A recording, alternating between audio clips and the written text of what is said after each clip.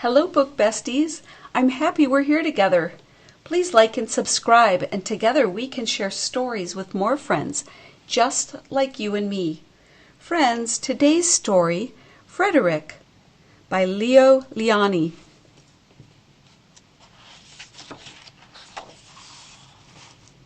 Frederick.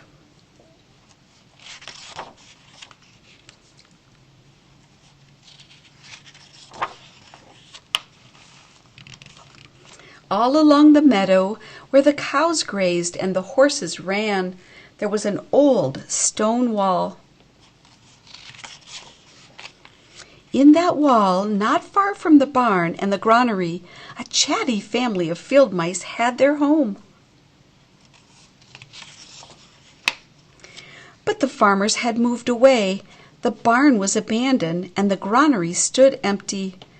And since winter was not far off, the little mice began to gather corn and nuts and wheat and straw.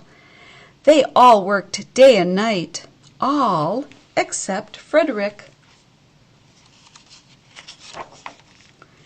"Frederick, why don't you work?" they asked. "I do work," said Frederick.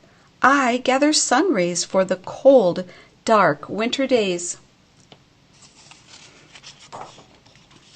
And when they saw Frederick sitting there staring at the meadow, they said, "And now, Frederick?"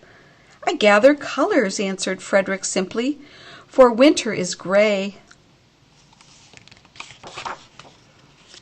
And once Frederick seemed half asleep.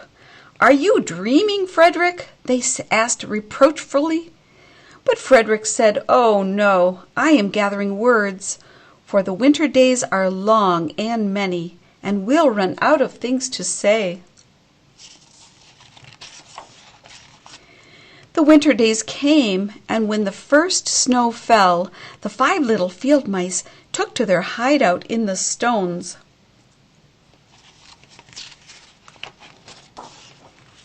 In the beginning there was lots to eat, and the mice told stories of foolish foxes and silly cats.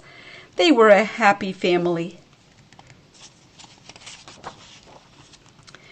But little by little they had nibbled up most of the nuts and berries. The straw was gone, and the corn was only a memory. It was cold in the wall, and no one felt like chatting. Then they remembered what Frederick had said about sun rays and colors and words. "What about your supplies, Frederick?" they asked.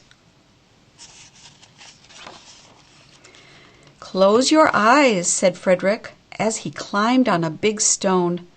"Now I send you the rays of the sun. Do you feel how their golden glow?" And as Frederick spoke of the sun, the 4 little mice began to feel warmer. Was it Frederick's voice? Was it magic? "And how about the colors, Frederick?" they asked anxiously. "Close your eyes again," Frederick said. And when he told them of blue periwinkles and the red poppies in the yellow wheat and the green leaves of the berry bush, they saw the colors as clearly as if they had been painted in their minds.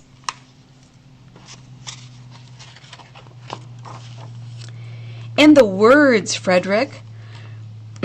Frederick cleared his throat, waited a moment, and then, as if from a stage, he said, "Who scatters snowflakes?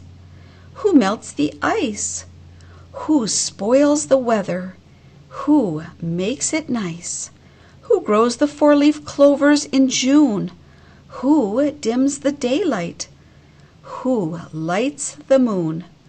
4 little field mice who live in the sky, 4 little field mice like you and I. One is the spring mouse who turns on the showers.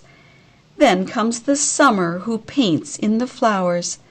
The fall mouse is next with walnuts and wheat, and winter is last with cold little feet. Aren't we lucky the seasons are 4? Think of a year with one less, or one more. When Frederick had finished, they all applauded. But Frederick, they said, you are a poet. Frederick blushed, took a bow, and said shyly, I know it. Dragonfly's Creative Corner has a numbered list of making a paper mouse. So I'm going to close on this page in case you'd like to make a paper mouse.